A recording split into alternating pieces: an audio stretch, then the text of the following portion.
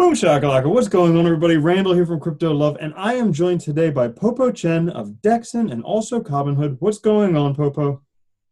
Hi everyone, I'm the founder of Cobinhood. Cobinhood, let me give a brief introduction. Yeah, so Cobinhood is a cryptocurrency service platform in the blockchain era, and we provide different kinds of financial services like spot trading, margin trading, and futures trading in the future. And we have a wallet service launching. And the most important thing is we want to build a fully decentralized exchange in the future. So that's why we are launching a Dexon network. Is infinitely scalable based on the DEX infrastructure. We call it block lattice. And we aim to provide infinitely scalability, low latency, and secure network, become the future decentralized internet infrastructure. Perfect. Well, that answers everything there, so I think we can close up the interview there. No. Yeah, so Cobinhood is the first zero fees trading platform for crypto, Yes. correct? Yeah. And you've just recently offered margin trading, but now you're coming out with Dexon to help Cobinhood become a decentralized exchange. Yes. But also it aims to solve a lot more problems out there. Before we get further into Dexon, I think we should just real briefly tell everyone who you are, because you've been somewhat successful in your business ventures so far. So could you just tell us all a little bit about yourself? Okay, so I'm from Taiwan, and I studied in electrical engineering. Got a master degree at age of 21. And actually, in college, I already started building companies. So Cobinhood is actually the fourth company, and I have exit 3. The last one is called 70 Media. So you can actually check on like Crunchbase, and it's currently valued at 200 million US dollars, and is a completely sold out exit.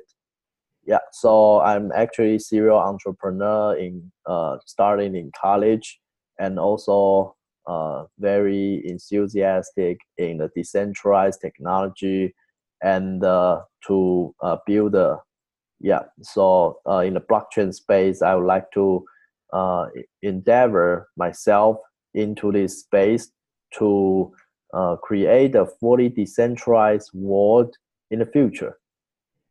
Mm-hmm. Yeah. So Dexon is the next project you're working on, and this is a pretty ambitious project. You're looking to cover a lot with it. So can you tell us a bit more about Dexon? Okay, so in the blockchain space, actually, we see a lot of problems. That problem is because the cryptocurrency now is mainly be used as just a trading vehicle.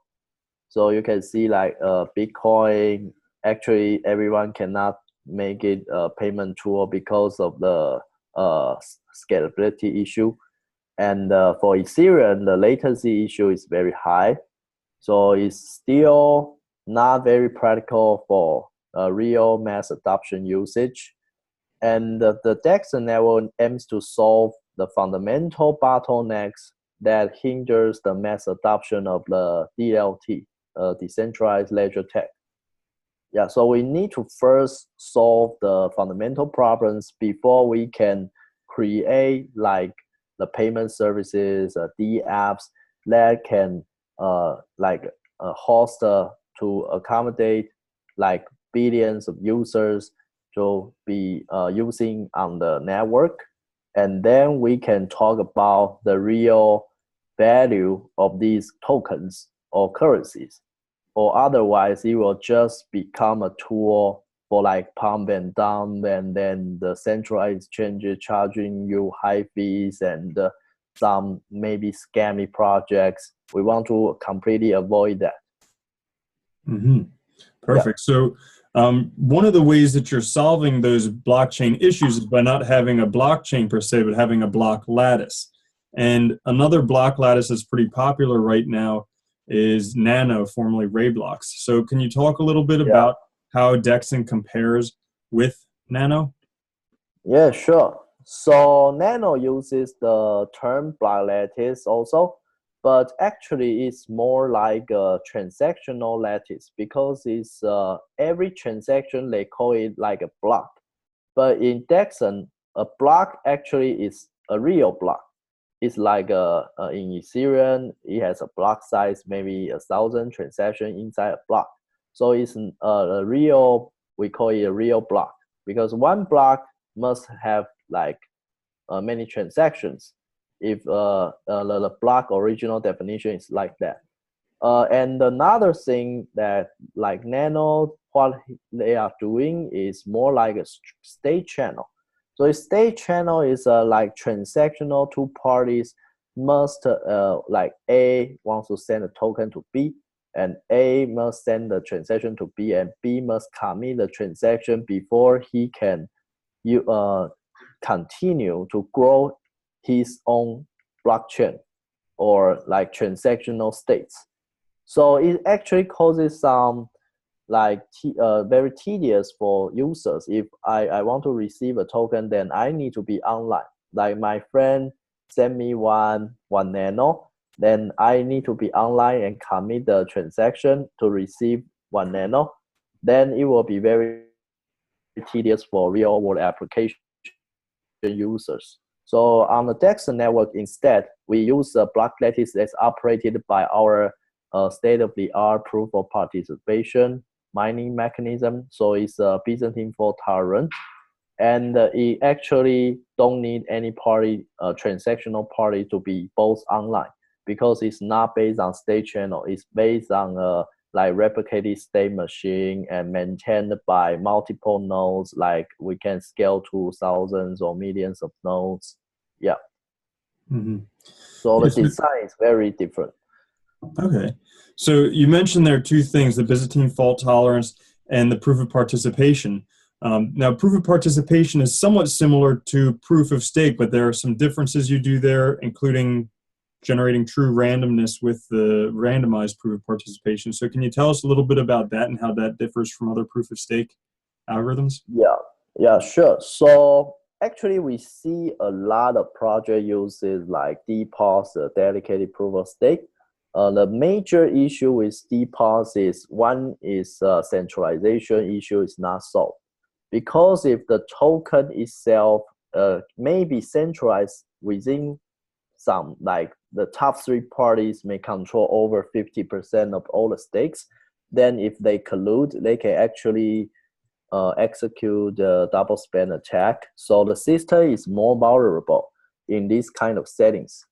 But what we do in the proof of participation, we add a randomized like a provably secure randomness on our block lattice data structure, because the block lattice data structure itself is already very random. As you can see, if we have 1,000 nodes and each node is contributing a randomness entropy, then you can hardly predict everyone's contribution, right?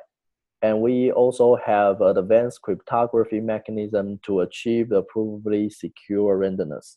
So based on that, we can actually do what Dfinity is using. Is more like similar to Dfinity is randomized population sampling with a symmetric staking mechanism among all mining nodes.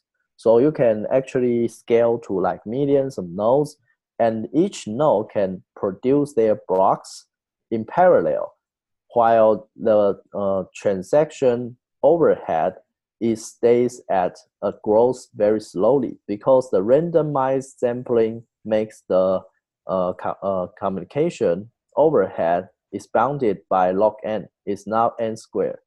It's very different from like in EOS, they use something like PBFT under the hood. So every block needs to be voted and then be confirmed. And then you can grow the next block. So it's blocking, and its message complexity is quadratic. So it's hard to scale to like millions of nodes, because if you want millions of symmetric nodes to vote on every produced block, it will be, it's not practical at all. But on the lattice structure, you can actually achieve that because every node is symmetric. So we enforce the symmetric and add randomization so the network can be fully decentralized and auto-scalable. Okay. Yeah, and also on the proof of participation, everyone gets the same voting weight. It's not dependent upon how much they hold. Actually, we designed the economy model to enforce every participating party to have equal voting rights. But if you have you have a lot of stakes, of course you can run multiple nodes, but each running node still have a same weight. And based on the randomization, then the centralization issue can be like partially solved, and you can hardly completely control the network within a specific time span. So that makes the attack of like double span, and double span is accountable because you can detect directly which block producer is cheating. By identifying which block producer is cheating, it will be voted out of the network, and his stakes will be slashed. Okay. Gotcha. So I noticed also in a presentation you gave at Block Show, and also in the white paper and the consensus white paper, you talk a lot about randomization and the importance of knowing that something is truly random. And you even discussed it in when somebody asked about your Byzantine fault tolerant consensus versus Hashgraph. So briefly, can you just tell us why that's important and why Dexon does a better job of accomplishing that than Hashgraph? Okay, so why the randomization is very important? Because the randomization actually itself can help. One is the decentralization and the scalability, and another is in the smart contract execution. You need a true randomness function. So we don't need to rely on like oracles outside of the network to produce the randomness for us, because we can we cannot rely fully on a third party to generate like external randomness for us, right? We cannot completely believe that is true random. Yes. So in terms of the randomization, it achieves solve the scalability and the decentralization issue. And then for your question is comparison with the Hashgraph. Actually, Hashgraphs, we have studied their published white paper, and we can see from their simulation result is that their latency become higher when they have like hundreds of nodes, and they cannot scale to like millions of nodes because itself doesn't have a true randomness generation mechanism. So they cannot sample a population unbiased randomness sampling from their like validating nodes, and their validating nodes still using a DPoS. So DPoS may still have a centralization issue. So the centralization issue becomes very serious when one party gets a lot of stakes, say like 30%. If that node is attacked, and then your Byzantine fault tolerance will fail, because Byzantine fault tolerance needs like over 66% around, like 2/3 of all the participating nodes to vote on the block or on the block lattice, and then you can continue your voting rounds, right? So if one party controls a lot of stakes, or multiple like 3 party controls a lot of stake, then I just do denial of service attack to ruin these like super nodes, and then the network will be ruined. that's just what happened in the EOS mainnet launch. So after their mainnet launches, in a week, someone attacked several of their supernodes and then caused the system to shut down. So actually, it's a very serious issue. So that's why in Dexon we enforce a fully symmetric and scalable node participation model called the RPOP. And in terms of the latency, scalability, Hashgraph will be kept around at the 250K TPS. And at that maximum throughput, their latency becomes 10 seconds based on their white paper simulation results. But in our simulation result, which will be published in July, we achieved around medium plus TPS with 100 nodes geo-replicated among 7 data centers. And you actually don't get a higher latency when your transaction throughput grows. It stays around 1 second, even if it scales to millions of TPS. So there's a very desirable feature is horizontal scalability while maintaining low latency. Yeah, so that's very important. Yeah, it's very impressive. And right now it seems like in a lot of the projects we're at a battle of how many transactions per second we have. So 1 million transactions per second will definitely put you on top of that. Now, one of the ways that you've done that is by making Dexon infinitely scalable with sharding. Correct? Yeah. And yes. So why did you choose sharding as opposed to other methods for doing that? And how does your sharding compare with other proposed sharding methods out there? Yeah, so actually Dexon sharding is very unique. We first explain what other projects sharding, how they work. For example, one project is called IOST. IOST does their sharding to divide the transactions among different shards. So for example, they have maybe 1,000 shards, but one shard it has capped 1K TPS because one shard, a single shard itself, is a blockchain. So every blockchain-based system is TPS will be capped around 1K or maximum maybe 3K under optimal communication scenario, network condition. And that problem is of course, we will have inter-shard transactions and multiple your contract, smart contract calls will be involved with multiple different contracts. So when that happens, your latency will be very high because their block time is still high. And then you need to inter-shard communicate. And when you pass from shard A to shard B and then from B to back to A because A needs to receive the callback of the transaction for sure, right? So that takes your round trip time is your block time is multiplied by 2 times, times the number of sharding hops you need to travel. It's more like your router, and each hop, it takes 2 block times. It adds more latency.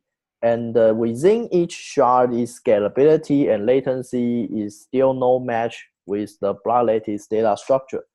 Because on the block lattice, we can actually, every transaction, it doesn't be divided among the shards. The shard is designed based on each node. It is like when we have 1,000 node, we have a validator node numbered 1 to 1,000, and each validator node can declare how many shards he wants to be have. So if node 1 wants to scale from 1 shard to 10 shards, then it itself has 10 times of the scalability. But based on our load balancing algorithm, which is native built on the block lattice based on hash ring, So your transactional, every transaction can be load balanced among different nodes deterministically, and is evenly like load balanced among different shards within every validator node. So we design a mechanism to make every node to scale the network while the network itself still can scale. And in terms of the like in their inter-shard in IOST is actually like our two-way packing system. So if one shard transaction travels to another shard, it means the inter-shard transaction is actually like a two-way packing. So I need to lock up a commit on shard A and then send the transaction to shard B. Shard B must commit the transaction and then send the result back to A, and A unlocks maybe a lock and then commit the transaction. So it takes multiple steps. That's why their latency is high, but they achieve that at a cost of a higher latency, and on the block lattice data structure, you don't lose that. And we can still use that technique because we can have multiple block lattice system working together. Or we can have like heterogeneous or multi-level like a plasma data structure, plasma's two-way packing mechanism can also be added onto the block lattice data structure. Okay, thank you. So can you tell us a little bit about your team you have working with you on Dexon? Yeah, so our team has very many experts from like cryptography and backend development, decentralized distributed system development, some from Google and some from my former company. And we have a strong marketing partners, and in Cobinhood will also help on the Dexon's exposure marketing campaigns and provide the exchange interfaces for its decentralized exchange applications. Yeah, and we have more like venture capital firms that have committed to bring on their portfolio company to become the D-app partners within the Dexon network. Mm-hmm. Now you have one really big partner with you right now, correct? Yeah. Yeah. So that's IDF, right? IDG. IDG Capital is like world's top 10, if not top 5 venture capital firm. Mm-hmm. Yeah. Okay, perfect. Yeah, and so right now you have a white paper out, you have a few papers out. When can we expect to see a test net or other things that people can play around with? Okay, so we target in Q3, we release our simulation SDK consensus engine core, and in Q4 we will have a test net launch, and like 2019 Q1 we will have mainnet launch. Mm-hmm. Perfect. So about a year ago you had an ICO for Cobinhood. Now you're working on Dexon. So is there going to be any issues with working on both projects at the same time? Yeah, absolutely not. Because actually in original Cobinhood white paper, we already mentioned that we will launch a decentralized exchange service on Cobinhood. But from what we can see in the market, there's no decentralized technology that can achieve true high-frequency trading among different interchains to settle among different blockchain assets. That's why we developed the Dexon network to become the fundamental high-frequency trading infrastructure for Cobinhood's decentralized exchange. And now it's like my time is half-half, focusing on both projects, and they are same like mutually benefit each other because one cannot lack another. Mm-hmm. And do you have separate teams working on on them, or is it the same team working on both projects? Yeah, we have dedicated teams on both projects. Okay, so you're managing both of them and able to Yes. split your time perfectly. Yeah. Now there's a whole bunch of other stuff that you have coming out with Dexon as well, stuff like interchain bridging, asset trading protocol, whole bunch of other stuff. So are there any of those things that you want to touch on?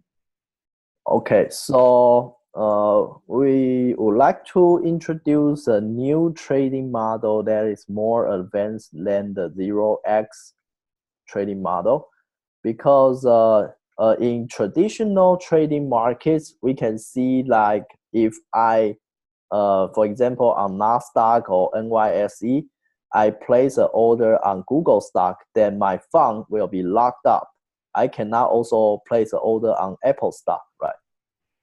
But that doesn't make a lot of sense, because if I have a free budget and the order is not executed yet, then I should be able to place on multiple markets, right?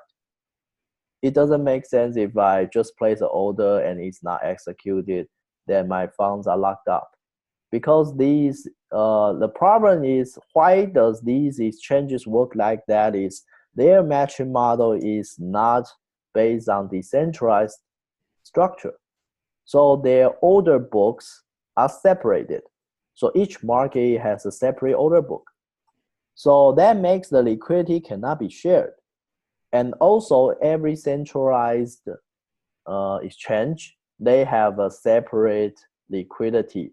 So there now exists like the trading board or arbitrager. So among different centralized exchanges, there will be a lot of bots to move the liquidity between different exchanges. And that model actually doesn't make sense, because if in a decentralized world, why do we need these market makers or the liquidity providers? We don't actually need that. If everything is shared among a common liquidity pool, then we actually don't need it, right?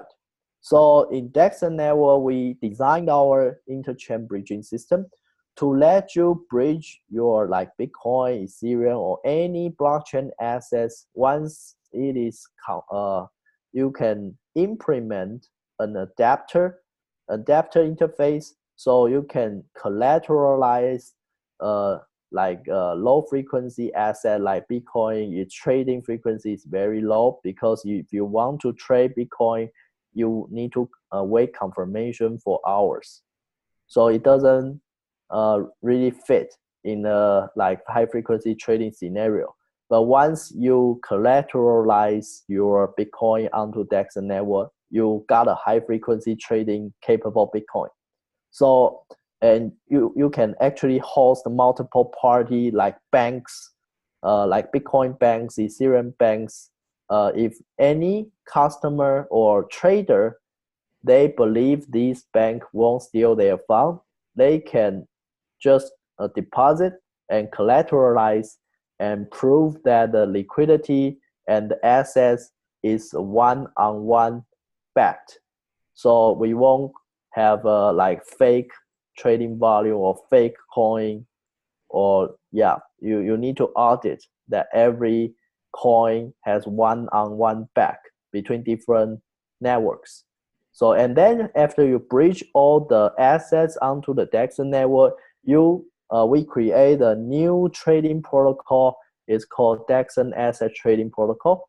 So on that protocol, each asset actually you can trade among different assets atomically.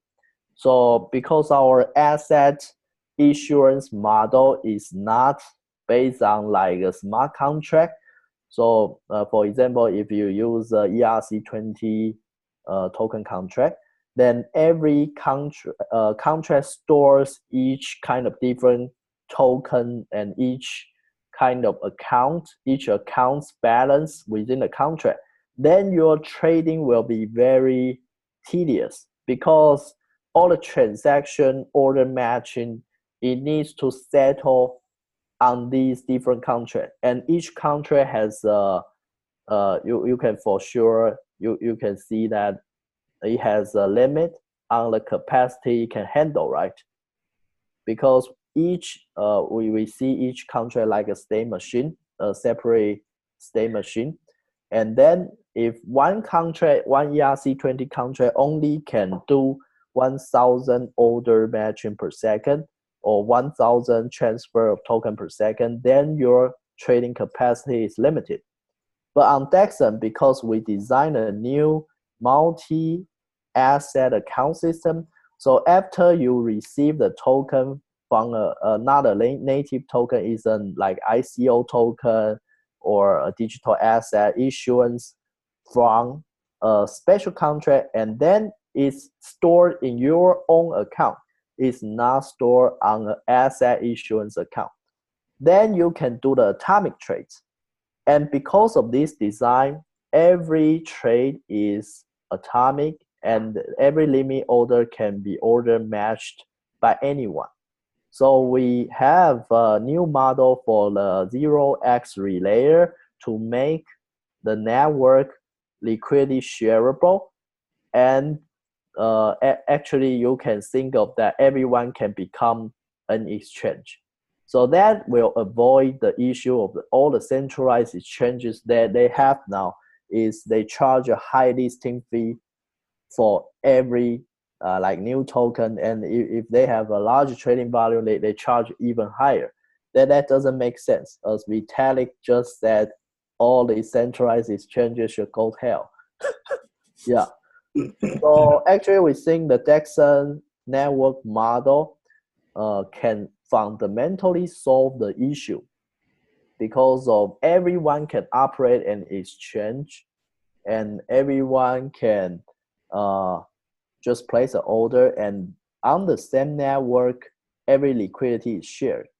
So you can place like I have 1 Ether backed on the Dexon network, and I want to buy either 0.1 Bitcoin or 10 EOS, then I can place an order, say I want to limit order by like 0.1 Bitcoin or 10 EOS. Then my 1 Ether will be order matched either with 10 EOS, and partially fill is also implemented. So I can actually share this 1 Ether among different markets.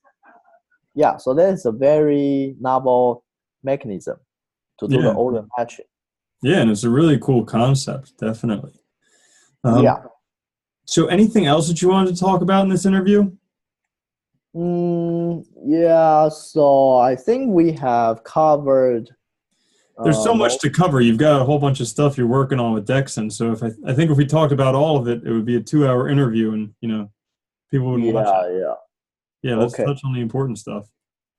Yeah, so actually the Dexon network is not just focus on the computation layer. We also focus on building in the future like our decentralized storage network, and like messaging system is based on PubSub, and the data store is like a key value store with advanced query mechanism, and like network anonymizer, private smart contracts, post-quantum resistance. There's a lot to cover, but I think we don't have that much time. So yeah, people can read the white paper and find out more information about a lot of that stuff. Yeah. And another thing to mention is our actor model design on a smart contract layer, because our consensus algorithm solves the scalability issue on the consensus. But if your smart contract layer is still execute serially, then no matter how much TPS you got on the consensus, then you're still capped. Mm-hmm. So we have a very novel design on the smart contract layer that we redesigned the Merkle tree behavior to include like app domain sharding based Merkle tree to allow infinitely scalability on the smart contract execution layer and the state machine replication layer. So these two together, we can finally conclude on the infinitely scalability of a state replicating machine using the Dexon network. Very cool. Very cool. So last question for you. What excites you the most about Dexon? Yeah, so the Dexon network is we built it with very high vision to reshape the future internet with the decentralized technology. And I see it as my cause, because someone for sure need to solve the chaos currently in the crypto space, and that will be the Dexon network. We need to solve all the problems once and for all, and then everyone can enjoy the true benefit of decentralized technology with very low cost and easy usability, flexibility, easy to use, allow mass adoption, and the real value. We want create a real value for the society to avoid the cryptocurrency being just like a pump and dump tool or trading vehicle. Yeah, we need to create real value. Mm-hmm. Awesome. Well, that's an awesome vision for it. So, Popo, thank you so much for joining me for this interview. It's been awesome having you, and yeah, have a good one. Peace.